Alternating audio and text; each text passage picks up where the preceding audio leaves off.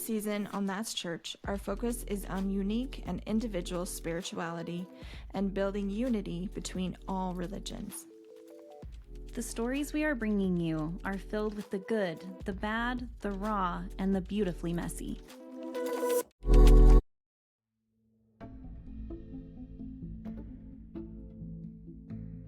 Hi, that was my sister Ashley Sanders, and I'm Emily Call. Today, we are thrilled to welcome the incredible Jenan Mohajir to the podcast.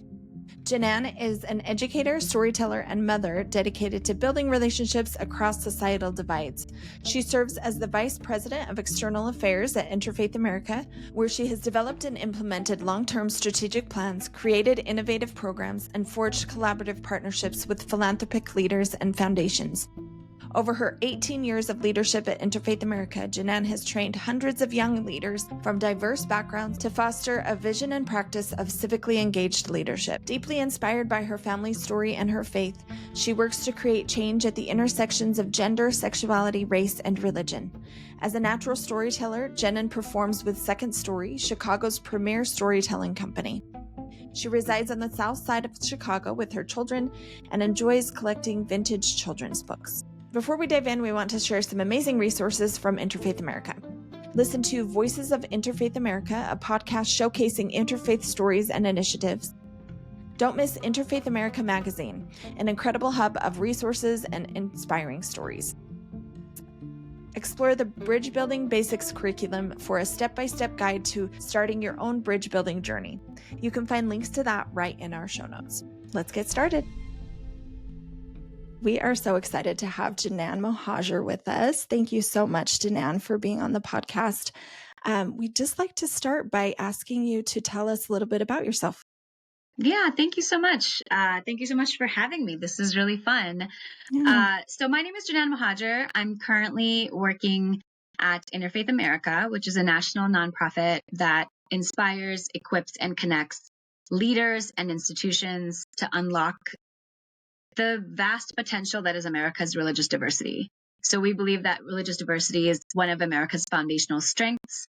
It is a place where we can lean into, both in times of joy and also in times of challenge, to really bring out the best of us and to lean into what is possible in America's civic space as neighbors, as allies, as partners, to create a more pluralistic civic society. So I'm Muslim. I was born Muslim. I'm also a child of an immigrant family. And when we were growing up, it was kind of like your religious identity was something that you did at home. It was something that you didn't really talk about outside of home. And, and you did all of the things that you do as like a citizen, a neighbor, whatever, but that was informed by your faith. But you didn't necessarily talk about your faith, right? That was kind of how we all grew up. Don't talk about politics and faith at the dinner table, right? Don't talk about it with your friends. Mm-hmm. And I think part of what was really important for me as a young person who grew up kind of in different places. So I was born in India. My parents were expats living in the Middle East. My dad was in the oil industry as an engineer living in Qatar. And growing up in those different spaces. And then, my family moved to the suburbs of Chicago when I was a teenager. And it was very clear that, like, as much as we didn't want to talk about faith identity, faith was very much part of our daily life. And it was present in the ways that we lived out our life and our values. And I didn't necessarily see that until I went to college.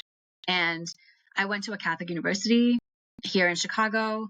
I went there because I was called to the kind of volunteerism that this university had. So it spoke to me on a level. I didn't have religious language for it necessarily.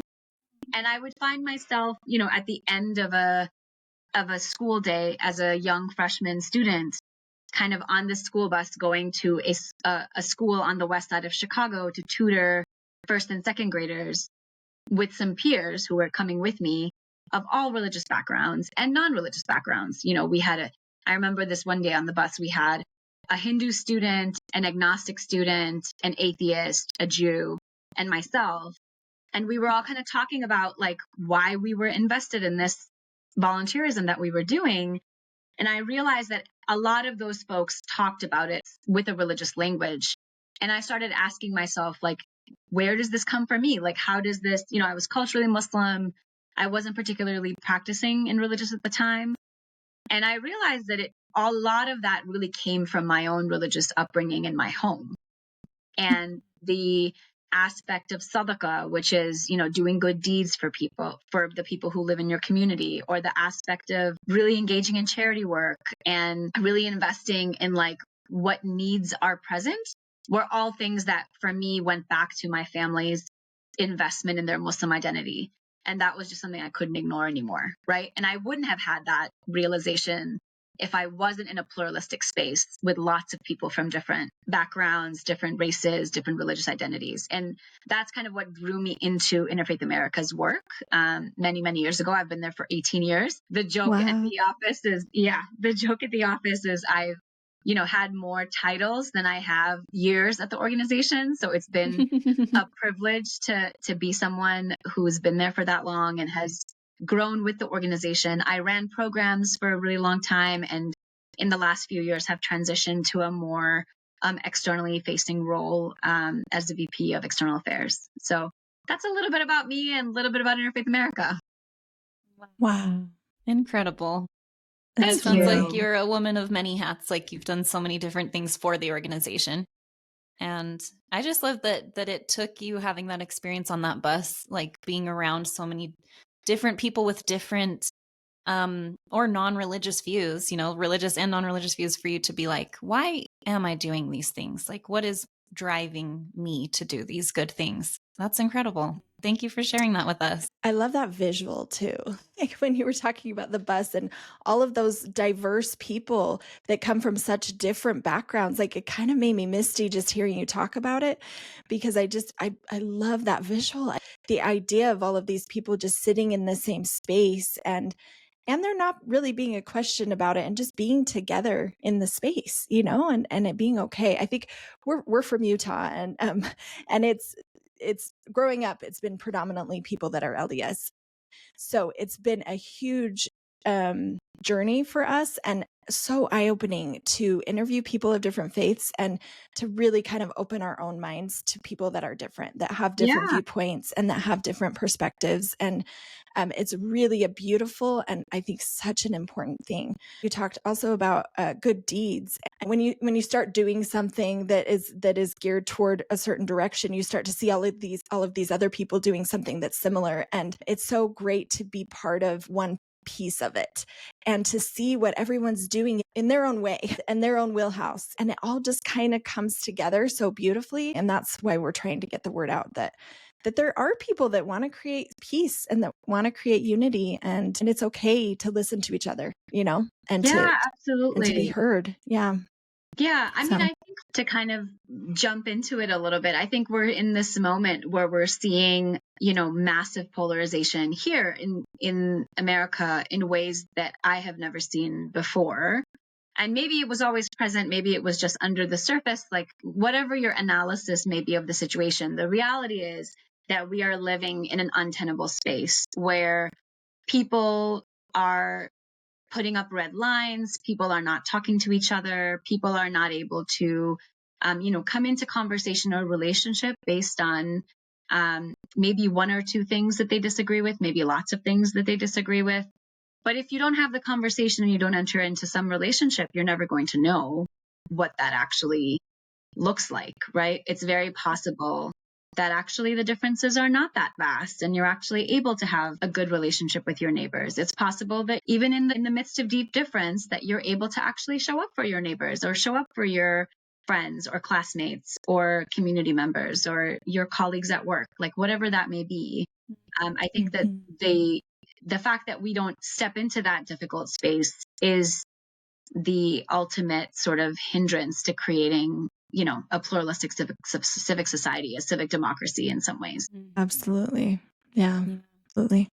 We had a Muslim woman on, and she talked about, she's amazing. Her name's Mesa. And she talked about going to Relief Society, which is a class in our church, and they do activities throughout the week. So she went to like a weekly activity, and I just thought, why are we not going to her activities within her church? It's such a good reminder.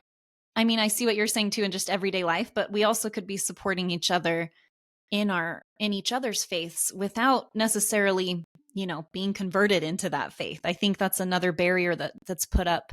It's just not true. Like, supporting other organizations and supporting other religions, it doesn't mean that you are a part of it necessarily. It's unity over uniformity. We're not trying to all be the same. We're just trying to respect and support each other in our own beliefs.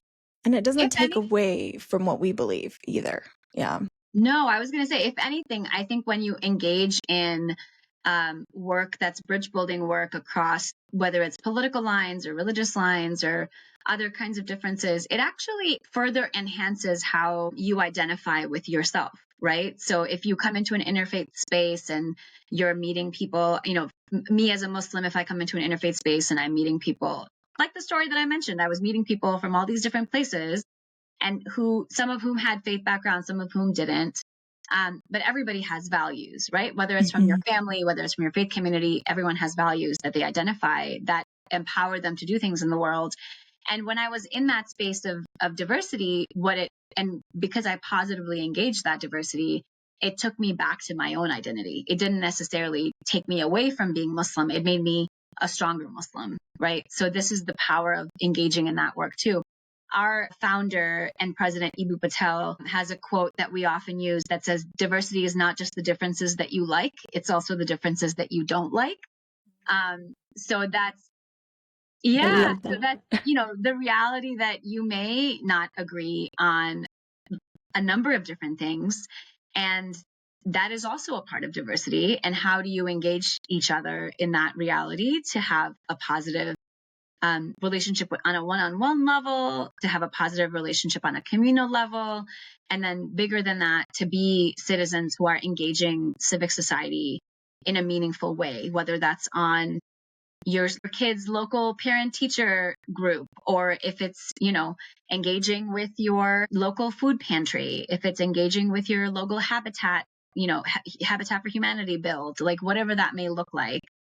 What are some ways that you can show up for each other? Definitely.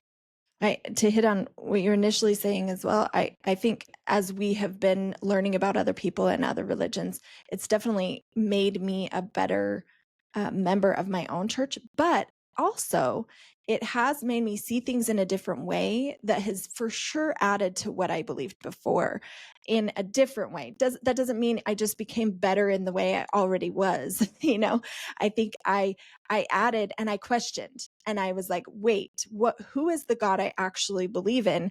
And it's really, really helped me to come to that conclusion of who I think God actually is. And that has been a huge piece of this adventure for me. And it's been so valuable. I feel like such a stronger person because of it. And I feel like I can love people in such a deeper way. And I think this kind of is a jump, but you had talked about like diversity and being okay with, the way that other people are. And I've listened to you talk about situations that are huge hot topics and and really intense, and specifically about the Middle East. Could you tell us, and we want to gain as much knowledge from you as we can in the time that we have from you. So can you tell us what your thoughts are about the situation in the Middle East and how it impacts us here in America? Sure. So I think you're referring to the conversation I had with my colleague, Rebecca Russo, who also works at Interfaith America and is a longtime friend and also leader both in Jewish spaces and in interfaith spaces. And Rebecca and I had a conversation, I want to say about 6 months or 9 months ago. So we initially got together in the aftermath of October 7th and the beginning of the war in Gaza, which is still ongoing, and wrote an op-ed together that really was an op-ed that was focused on, how do we see humanity in each other and in each other's communities in this moment where so many people are being dehumanized? And how do we kind of encourage specifically college campuses to have this, to create spaces for this kind of dialogue and work? And that was the op-ed. And then we recorded a podcast conversation based on that, I believe in April. And we actually just recorded one that's like a year looking back, a year out, kind of where we are sitting. What does it look like? And the reality is where we are sitting right now is actually pretty raw, right? Like it's been a year of violence and carnage. it's been a really hard year of violence and carnage, actually. Muslim American. I'm not Palestinian, but my children are Palestinian. Their father is Palestinian. So it has been a very, very sensitive and hard year. And at the same time, the work that I do at Interfaith America is work that anchors me a little bit differently than maybe the conversations that a lot of people are having right now. I think it's very easy in a time of challenge to go into our corners, right? It's very easy to say, we're not going to engage. It's too difficult to engage. Too many people are dying. And I don't necessarily hold that against people, right? Like I don't necessarily want to say that's not the correct way to go about doing something. And I think it's important that we continue to think about bridging differences, even when it feels impossible to do so. You know, my son is 13. He's in 8th grade. And when he started this year, I was a little nervous about how this year was going to go based on how last year went. Last year, when I heard the news about October 7th, about the horrific attacks on October 7th, and also then the beginning of the response to October 7th, I knew that it was not going to be an easy year for us. The best option at the time that we hoped for is that the violence would stop eventually. That obviously has not happened. And the numbers are just devastating, right? It's devastating to see more than 42,000 Palestinians have been killed. About close to 2 million of them, 1.9 million of them are displaced from their homes. Civic life in Gaza is completely destroyed. 1,500 people were killed on October 7th. 200 some hostages were taken across the border. About 100 of them are still hostages. And now the war has escalated to other parts of the region as well. And it's affecting American civic life in really deep ways. Our college campuses were not doing so well last spring. Lots of Muslim students don't feel safe. Lots of Jewish students don't feel safe. And in most places, those students are not talking to one another. Right? So how do we do all of those things? How do we bring safety to those populations who are feeling particularly under the microscope in this moment?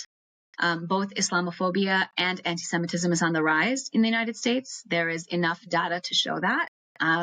That is not a claim that I make without qualitative and quantitative data backing it, right? And how do we create a space where we can push back on those kinds of incidences, where we push back on hate against Muslims and Jews, and pro-Palestinian voices as well, because not all those who support Palestine are just Muslims. There's also Palestinian Christians and lots of other folks in the mix. And at the same time, how do we give people the skills to navigate those deep differences in ways that don't rip apart our civic life? And we have to do that, right? We have to be able to do that. Otherwise, we're not going to be able to really stitch this place back together. And that's, I think, on a lot of our minds as we go into this second year. Yeah.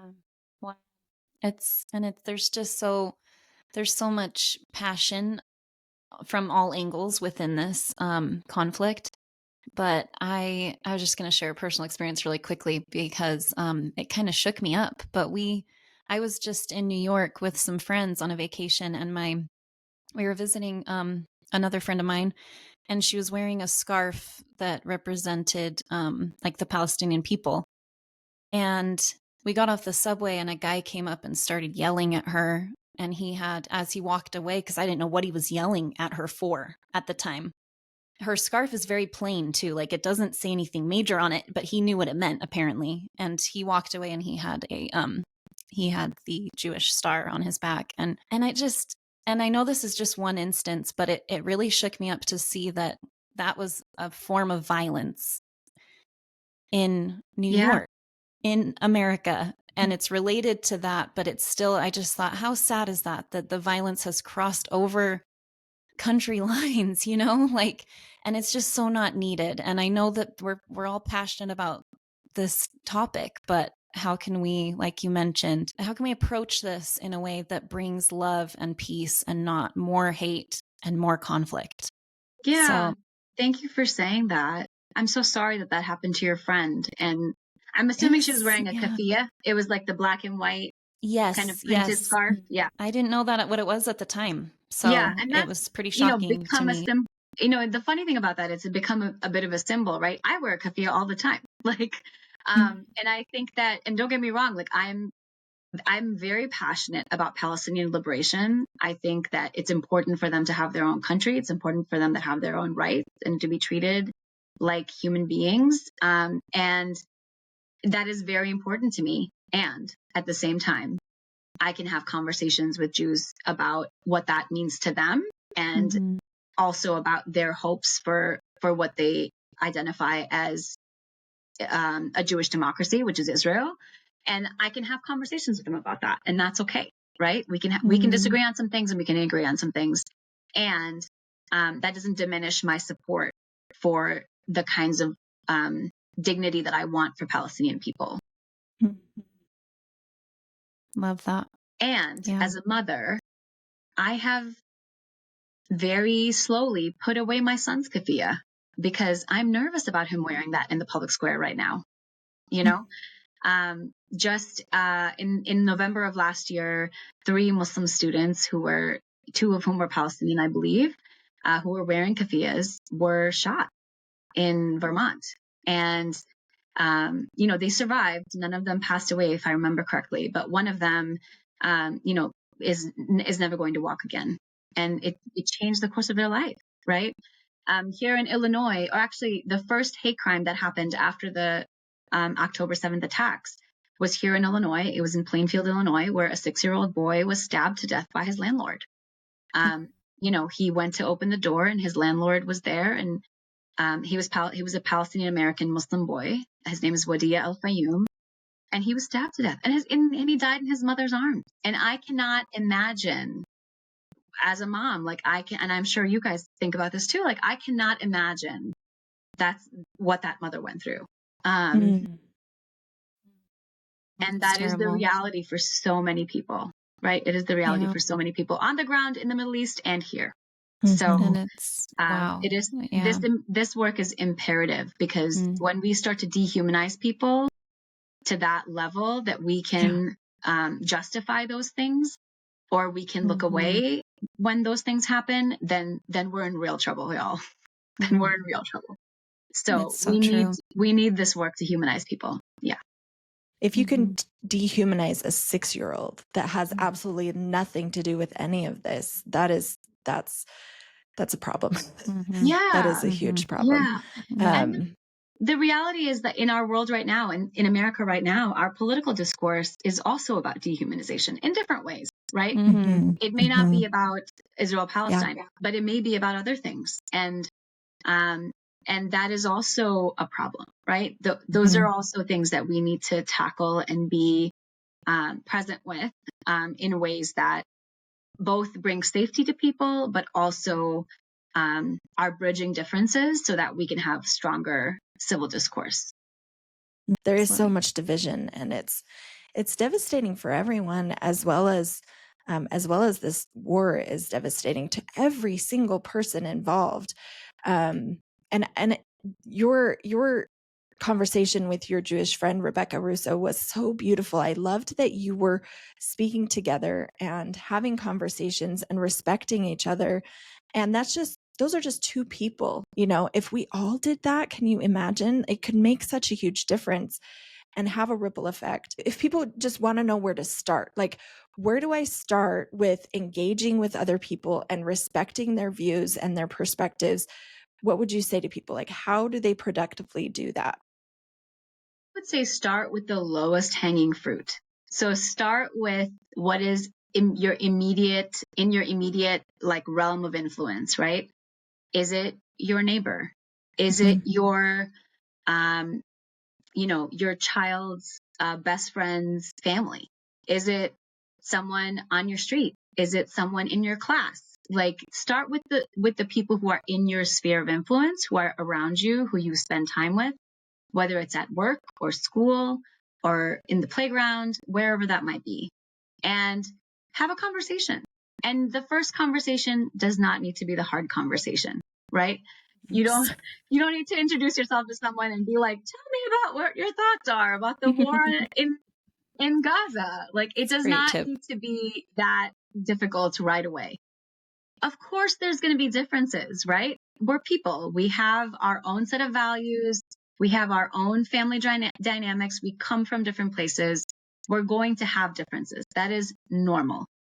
And there's also things that you have in common, whether that's, your interest in making sure that your streets are clean, or if that's an interest in making sure that the people who live in your neighborhood have enough to eat. One of the blessings, there was not many blessings during COVID lockdown, but one of the blessings that I saw was that a lot of people just showed up for each other, right? Like, we would hear in our neighborhoods where there were senior citizens who were very immunocompromised. My dad was among them.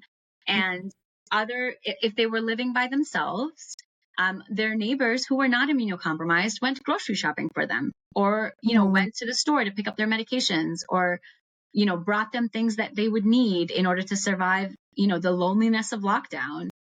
And people showed up for each other in that way. Do we need a pandemic in the freaking world to show up for each other? I hope not. Yeah, no more. One was enough. One was good. I lived through that. I lived through 9/11. I lived through the pandemic. I've been in a war zone. I'm good. Like, I don't need any more. I'm going through breast cancer right now. I'm good. Like, I'm good. Early breast cancer. I'm totally fine. Okay. Super early. Yeah. But those are the kinds of things that you can just do, that low hanging fruit. You can do the thing that is super easy to do. You can, I have neighbors, for example, who live across from me. Their name is Bob and Cindy. They have a different religious tradition than I do. And when I notice that Cindy hasn't been outside in a few days, I will typically stop and ask Bob, like, is Cindy okay? What's going on? And one of those conversations, I found out that she was in rehab. She had a bad fall. And we were like, oh, do you need something? Do you need me to get you something? And in that instance, the answer was no, because they had kids, they were taken care of. But the fact that we had that conversation probably was a good thing, right? The fact that we had that conversation and that we noticed that Cindy hadn't been around. My mom, actually, who lives with me part-time, who is an immigrant from India, was like, your neighbor Cindy hasn't been outside in a while. Have you checked on her? And I was just like, I think you're right. I should check on her. And those are the kinds of things that count. So start with your sphere of influence and have a conversation. Reach out to someone, introduce yourself. If you notice that there's a need that needs to be filled and that you can fill it, step in to fill it. And I think those are the kinds of things that are first steps in doing this work. I love that. That is so beautiful. Yes. Thank you for sharing. Yeah, I think also I read a long time ago the book How to Win Friends and Influence People. And I recently was reminded about something that it teaches. And it said, when you start talking to someone, you can just talk about the mundane things. Like, it doesn't have to be, like you said, like, tell me about your religion, or, it can be like, tell me about your beads, tell me about your scarf. It can be. I think that's okay. Sure.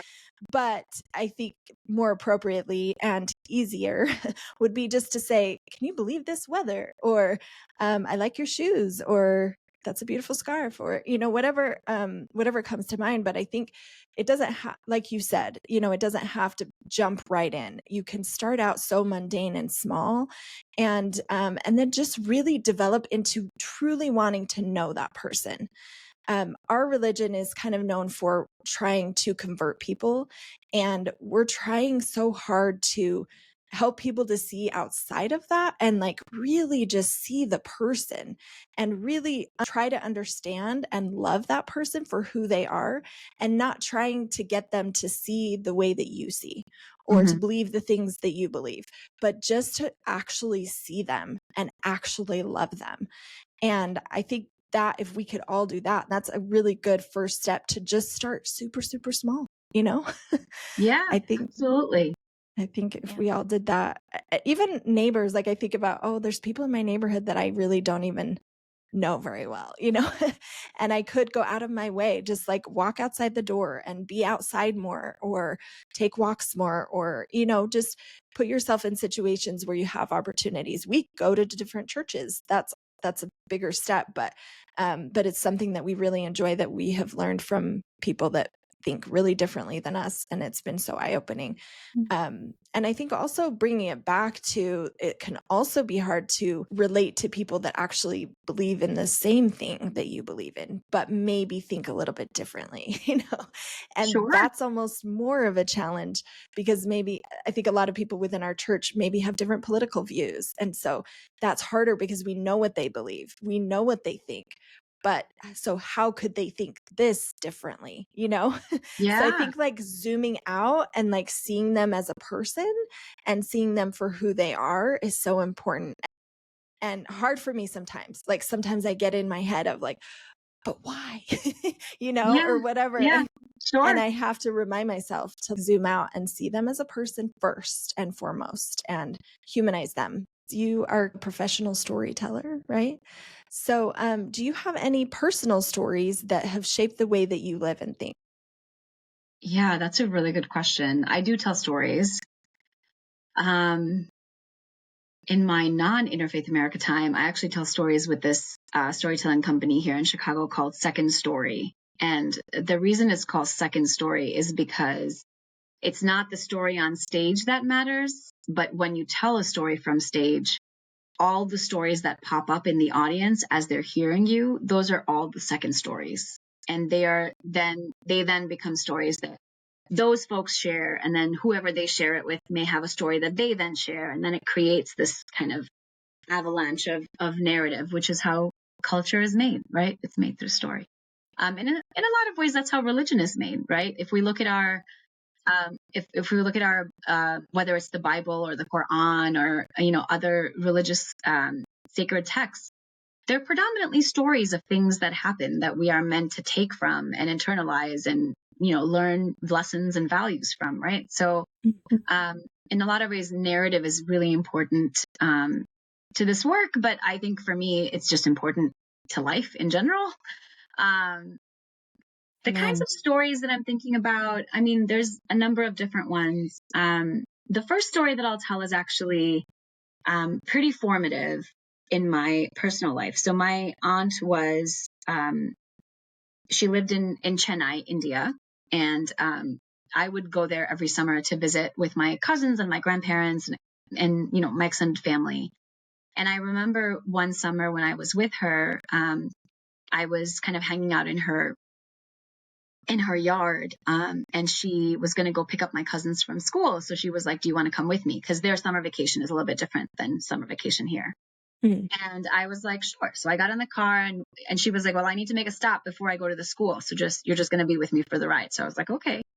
I was about 8 or 9 at the time, I think. And we stopped at this other school, not the school that my cousins went to, but another institution. And I was kind of watching her, and there was a class happening where women were learning how to sew. And she was kind of like walking through the aisles and, talking to them. And then eventually, we stopped at a classroom where there were a bunch of children learning. And I realized I didn't know what this place was, right? I didn't have the language to know what this place was.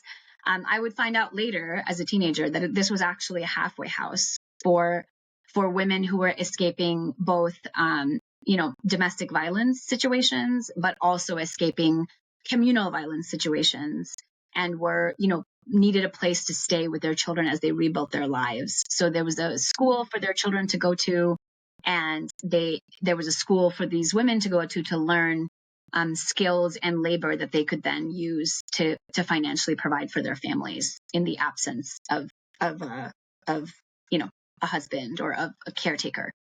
And this was an organization that my aunt had started with a bunch of her friends, and this was part of the way that she showed up in community. And to me, like, that was really important because it was, I think, one of my earliest memories of what it means for women to take up space in service spaces, right? What it means for women to lead, and what it means for women to lead in those spaces with their values and with their faith, and that may look really different. So I remember I wrote about this in an op-ed and talked to my cousin who is fairly more religious than I am. And he was like, my mom was not a feminist, so don't call her that. And that was interesting to me, right? It was interesting to me to like, because I was like, of course she is. Like, look at what she did. Yeah. But that's not language that she would use to identify herself. And it's definitely not language that her children use to identify her. But she was someone of deep faith and someone who was in deep service to her community and did a lot of amazing things, and probably would disagree with me on lots of things if she knew my political opinions as I am now an adult in my 40s. But at the same time, this experience with her is such a formative experience for me for how I show up in the world, and how I lean into my own communities and my own spaces, right? So that's one story.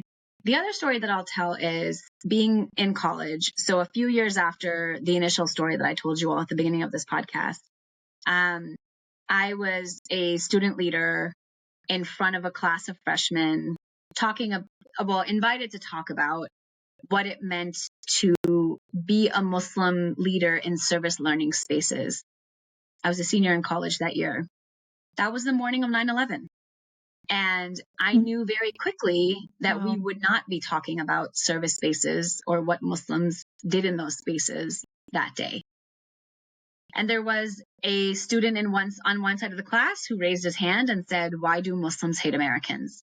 And there was another student on the other side of the class who was a Muslim and American student whose name was Muhammad, who raised his hand and said, "Why does everyone think we had anything to do with this heinous crime?"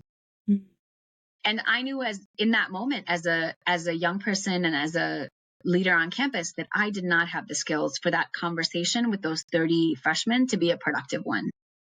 And I looked at the professor who had invited me to be like, "Are you going to help me out here?" And I don't know that he had answers for them either in that moment, right? And to me, that was a moment for a lot of Muslim Americans, that was a moment where either we could take control of our own narratives and we could be present and speak from our own values in that time, or we could let other people speak for us. So in some ways, like bridge building work and interfaith work and whatever title you want to put on it, for a lot of Muslim communities, it wasn't a choice, right? It was a survival mechanism.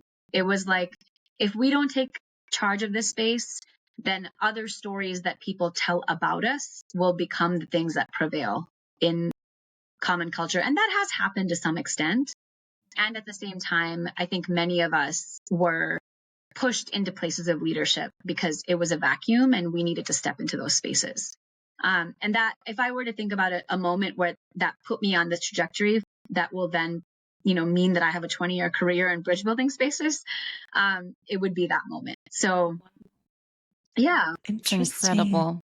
I always feel like people that we talk to that are just so inspiring, and I'm talking about you, but like the people that we talk to that are doing this incredible work and trying to be the change that they want to see in the world, they had a fire lit in them at some point. And it's usually a negative experience, which is so interesting to look back on, because I think we all have moments like that in our lives where something so hurtful happens or impacts us in such a way that we think, I cannot be quiet anymore and I cannot sit still anymore on this issue, whatever the issue may be. And so, as devastating as that was, I'm so glad that you were impacted by it, because now you're doing such incredible work and you can look back on this and know that you did everything you could to better this world. Thank you. I appreciate that. I'm so impressed with your aunt too. I kind of wonder how she labels herself, and maybe she doesn't need a label. Yeah. But I'm just curious what she would say, how she would explain that. Like, I'm not a feminist, but, I'm just curious about she that. would call herself a woman of faith. She has passed away since, so she unfortunately is no longer with us.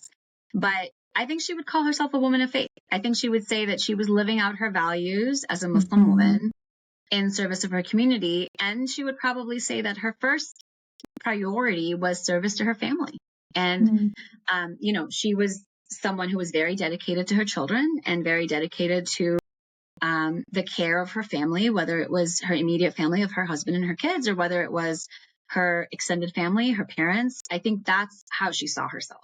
So Wow. in some ways, like, you know, and this is like the cultural difference of people. This is the generational difference of people. Mhm. You know, she would not have used the language that maybe I would use to describe her Sure. or myself.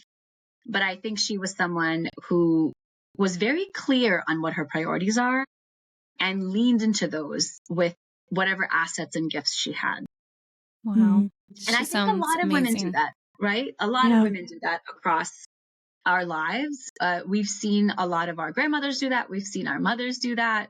Um, Interfaith America just released a podcast called Faith in the Elections, which is featuring Mm. work happening in local communities everywhere. And so check that out if that's Yeah. something that would be interesting to you. Awesome. But I opened I did the first interview and I opened it with a story about my grandmother. This is my mom's mom, who you know, grew up in a rural village in southern India and lived in a fairly you know, she came from a very Muslim family, very religious family. So there's a lot of gender segregation in those spaces.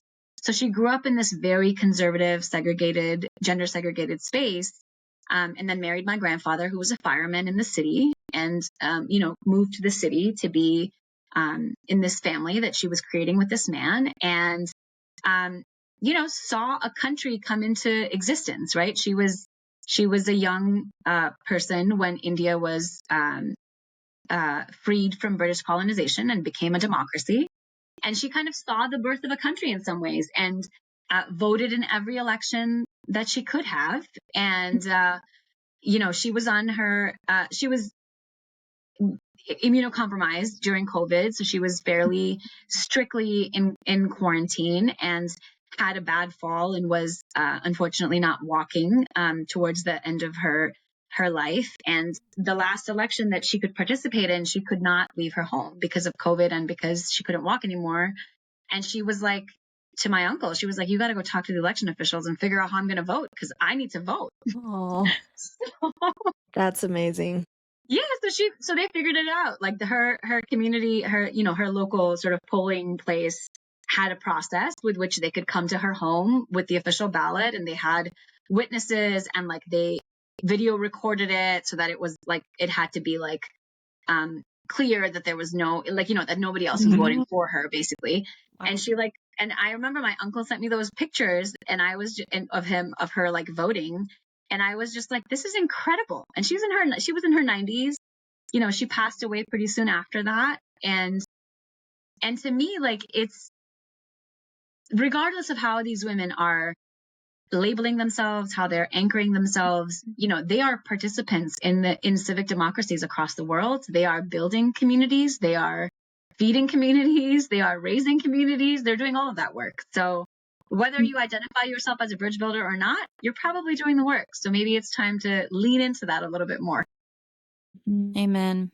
It just feels like you have so many amazing female role models in your life. And it's so funny when you said that about your aunt. It reminded me of our mom because she would never, not that we've ever really tried to label her as a feminist, but she's definitely a feminist in my mind. And I think if we did Mhm. say it to her, she'd be like, no, I'm not. But I think to her generation, that word had a little bit of a negative connotation to it.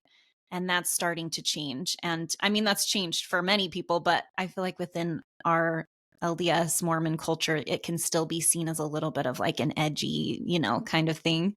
And, but our mom was absolutely that way, like would just, you know, talk to men in our church the same way. She wanted and got respect from everyone. And I think it's pretty cool that we all have these really badass women role models in our lives. Yeah, So absolutely. Yeah. I think also something we can learn in bridge building, it's not all just about like, oh, how do they worship or how do they, you know, how do they do this in their religious aspects or what do they believe in, but also like knowing what people are about. Like I did not realize how service oriented Muslim people are until we visited a Muslim center and that's what they were talking about. They were talking about volunteering in the community and providing service. And we interviewed, and we're having Mesa Kurge. She's an amazing woman, Muslim woman, that is speaking at our event in November. And she is a huge part of the community. Ashley referenced her before, actually being part of Relief Society, which is classes in our church. And she goes to schools and speaks about Muslims, and she goes to Relief Society, different Relief Societies, and speaks about Muslims and Islam, and just explains, what they're about. And she helped to found an Islamic school. And anyway, and you've done all of these incredibly amazing bridge building things. And all of the people that we have talked with in the Muslim community, so many of them anyway, that has been a huge priority for them. And we just didn't know that before. We had no idea that Muslims were so service oriented. And it seems like a small thing, but it's a really big overhead thing that is part of you. And just going to one religious session, we found that out. Talking to one religion, one person as part of that religion, we found that out. So it really is so valuable in so many ways. In every little aspect of our lives, it can be beneficial. Yeah. And create peace. That's the ultimate goal. So there's a verse in the Quran that says something like, if you save the life of one person, it's as if you've saved all of humanity. And that's the worth of one person, right? It's all of humanity. So in some ways, like it's about how do you, whatever you can do, like A, don't diminish what you can do. And B, there's such a big, if everybody does something small, then that turns into something big, right? If everyone can contribute something, that turns into something big. And then imagine if we can come across lines of difference and contribute something together, then it just, the net worth of that just keeps getting bigger and bigger. So to me, I think that's the crux of this work is how do you, sure, we have big differences. Sure, we have to navigate that.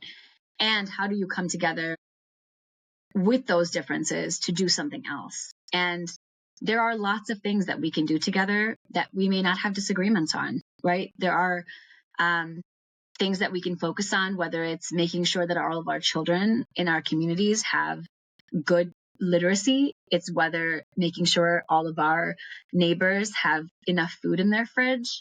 It's making sure that all of the elders in our community have appropriate hospital care or medical care.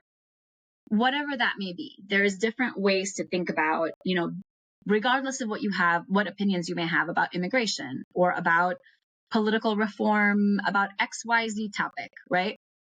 There are still things that we can do together. And how do we figure that out? How do we come together to do those things? Because all of those things are also important. It's important for kids to be able to read, and it's important for people to have enough food. I love that so much. And we've said this many times, but in our journey of exploring different religions, that's something that we've realized is just that there's way more similarities than there are differences. And yet we can respect the differences. I love that quote that you mentioned that, it's not about just embracing the similarities and what we find, to be the same, but we can find commonality on those things while also respecting our differences. And I think there's so much beauty and richness in these different religious traditions. Like, we would not want to all be the same, because it would just take away from this beautiful tapestry of uniqueness in each individual religion. Yeah, absolutely. So we like to end on one final or one kind of fun question. Sure. But before we do, I just want to know is there anything else you want to say or bring up before we go into that? Yeah, I would just encourage people to take a look at Interfaith America's website. We have something called Interfaith America Magazine, which is it's a multimedia magazine. So we have lots of video stories, we have podcasts, we have op-eds, and they're all written by people who are doing this work on the ground. And there's just amazing, amazing resources there. So please check it out, read all the stories. They're amazing. And then we also have a really easy online curriculum that you can experience about bridge building. I'm happy to send the link to you all, and you can, if you feel moved, to post it alongside the podcast. For sure. It's called the Bridge Builder Basics curriculum. So it's available to anyone who wants to use it. And it's a really good starter on how to figure out who you are in this space and how you can contribute to this space and what kinds of things you can do, right? So it's a way to kind of enter into this space if you're curious about it, if you're wondering what bridge building looks like. It's a great resource to have as well. That's great. Thank you. And you said that you were part of a podcast. Can you tell us the name of that again? And then you also have an Instagram account, anywhere that people can find you. Yeah, the podcast is called Voices of Interfaith America. So they can find that anywhere where they listen to their podcasts. And it's actually a collection of different series of podcasts. So we have something called Interfaith America with Ibu Patel, which is like the original podcast. It's the OG podcast, which is our founder and president, Ibu Patel, and he interviews a number of different people. So each episode is a conversation with a particular kind of interfaith leader, bridge builder, civic leader, etc. But we also have other podcasts under that umbrella. So we have one that just launched today called Faith in Elections, which is going to be a series about, and it's a nonpartisan series about people on the ground who are doing work to have a free and fair election this year, and what does that look like in different faith communities. So the conversation that I had that's posted today was with a young program person at the Sikh Coalition who is thinking about how to get young people from his community to come out and vote. And also a woman from Hilal International who is thinking about or is managing a project called Mitzvot, which is on college campuses to get young Jews to come out and vote and participate in the election. So it's just it's going to be a really interesting series. And there's lots of other series like it. So I would encourage people to check it out. Awesome. Thank you so much. Yeah. Okay, Ash, do you have our last question? So our last question, and this is just to get to know you on a kind of deeper and silly level, if you like. But we always ask our guests to either share an embarrassing moment, and or you can answer both of these. Our question for you is, and this is kind of a big one, but I think it's going to be a good one. Okay. Is if you could change any event in history and have it only have like positive consequences, I don't want to mess with time too much. What would you say? What would you choose? I know that's a big one. Oh, that's a huge one. I'm gonna have to think about that. But I do have the embarrassing story up front, and actually, it's an LDS story. So good. So when I moved here, when I moved to the United States, I was 15, and I started as a junior in college in Orland Park, Illinois, in the suburbs of Chicago, and I joined the speech team because I was a nerd, and in my speech team met a young person like myself, and we became pretty good friends. And I realized, she did not have the same kind of party culture as a lot of the other kids did. And I was kind of like, what makes this person different? So and she was, part of the LDS church, and that's how, and it was really interesting to like meet her and be friends with her and realize that as a young Muslim person, like we had a lot of things in common that we do. And that's why we initially bonded, right? So she actually, graduated, went on to BYU. And when I was finishing up my freshman year of college, she was getting married. So she was one of those young people who got married while she was in college and then finished her degree afterwards.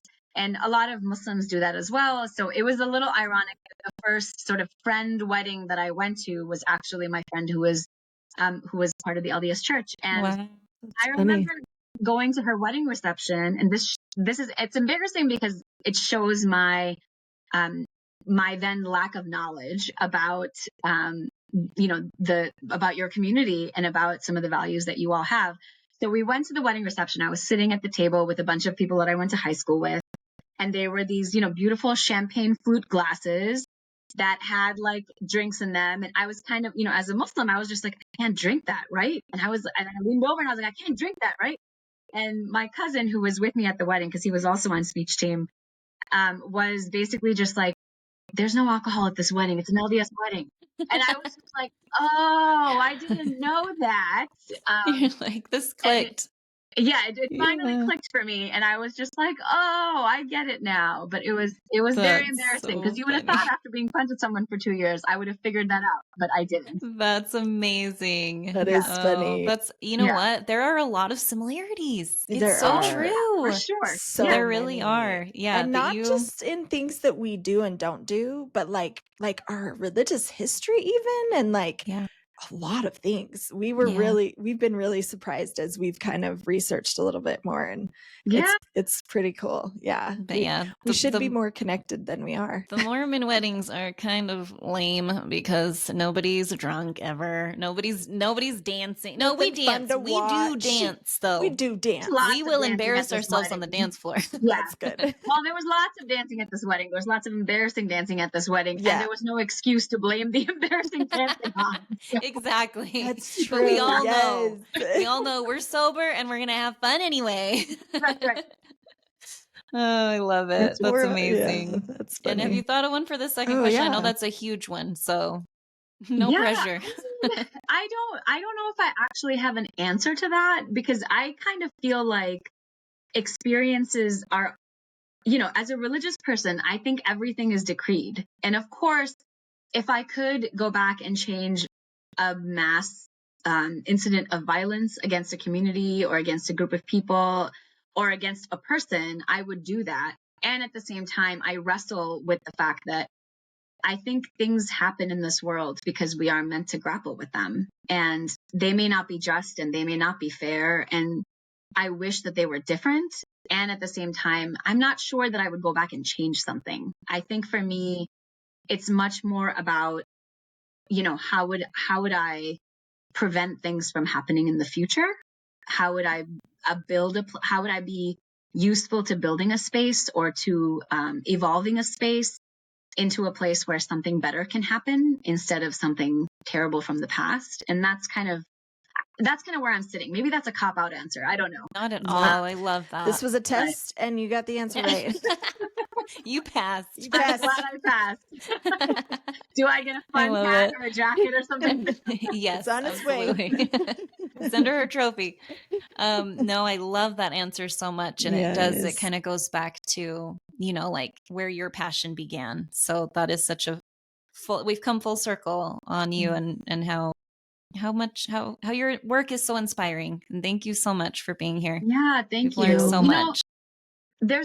There's a poem that I reference often, and at the risk of being repetitive, I'll reference it again here. It's a poem by Gwendolyn Brooks, who was a Black American poet from Chicago, who I love. And the park that's near my house here on the south side of Chicago is named after her. And so that was a place where my children and I went often and still go often. We went there a lot during COVID because it was the closest thing to us where we could go and not wear masks and, hang out in open space for a little bit. And there's several couplets by Gwendolyn Brooks etched into slate and buried amongst the grass in this park. And there's one particularly that says something like, true, there is silver under the darkness, but few care to dig in the night for the possible treasure of stars. And to me, a lot of this work is really about, especially in this moment of like mass polarization here in the United States and terrible things happening all over the world, it is very, very dark, and it is very difficult to lean into that in some instances. And I'm all about taking care of ourselves and doing self-care and doing all the things that we need to preserve our own humanity and energy. And at the same time, I think the gifts of bridge building work, of this particular work, come in when we're willing to take some risks and we dig in the night for the possible treasure of stars. So thank you for providing a space for talking about that. And hopefully we will be digging together. So beautiful. Thank you so much. Perfect way to end Mic this. drop. Yes. Oh, no, thank you. Incredible. Thank So you so good. much, Thank Jenan. you. Thank you so much. Thank you so much for joining us today on That's Church. A big thank you to Jenan Mohajir for sharing her incredible insights and stories. If you are inspired by her work, visit Interfaith America to explore their magazine, podcasts, and online curricula. All of the information about these amazing resources is in our show notes for your convenience. We'd love to hear your thoughts on today's episode. Follow us on Instagram at That's Church Podcast for updates. And don't forget to subscribe wherever you listen to podcasts. Let's keep digging in the night for the possible treasure of stars. Until next time, stay curious, compassionate, and connected. See you soon.